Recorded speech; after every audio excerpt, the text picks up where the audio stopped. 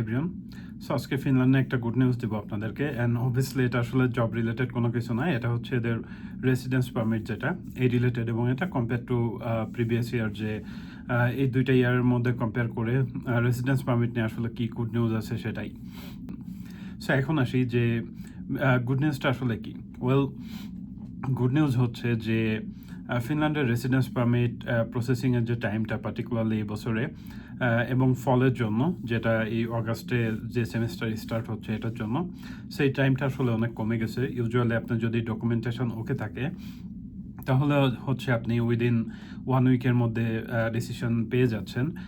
Particularly আমার যে applicant যারা ছিল তাদের ক্ষেত্রে আমি দেখছি এরকম যে তাদের ডকুমেন্টেশন ওকে আছে এবং উইদিন 1 উইকের মধ্যে হচ্ছে তারা ডিসিশন পেয়ে যাচ্ছে। সো বেসিক্যালি এটা গুড নিউজ এই জন্য যে গত বছর আপনারা অনেকেই দেখছেন হয়তো বা যে এই ডিসিশন আসতে আসলে অনেক সময় লাগতেছিল এবং অনেকেই ডকুমেন্টেশন ওকে থাকার পরেও টাইমলি ডিসিশন পায়নি। অনেকেই হচ্ছে যে সেমিস্টার ডেফার করা লাগছে, বা অনেকেই হয়তো বা আপনার অ্যাডমিশন ক্যান্সেল করে টিউশন ফি রিফান্ড করা লাগছে।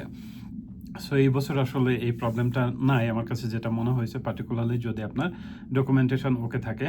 সো এটার রিজন আসলে একটা, সেটা হচ্ছে যে এরা কিন্তু গত বছর যেটা করতেছিল যে মেইন অ্যাপ্লিকেন্ট এবং স্টুডেন্ট দুইজনের অ্যাপ্লিকেশনই আসলে একই সাথে প্রসিড করতেছিল, যেটার জন্য অনেক টাইম লাগতেছিল, কারণ ওই সময় আসলে অ্যাপ্লিকেন্ট অনেক বেশি ছিল।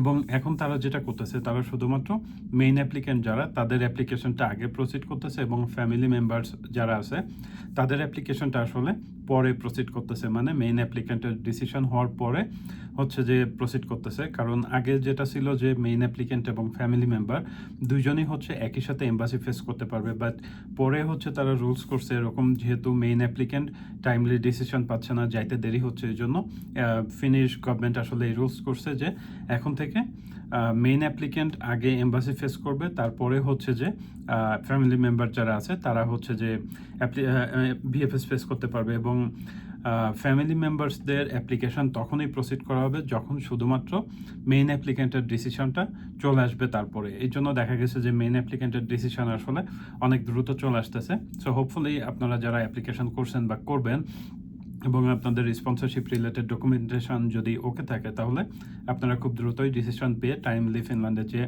সেমিস্টারে জয়েন করতে পারবেন।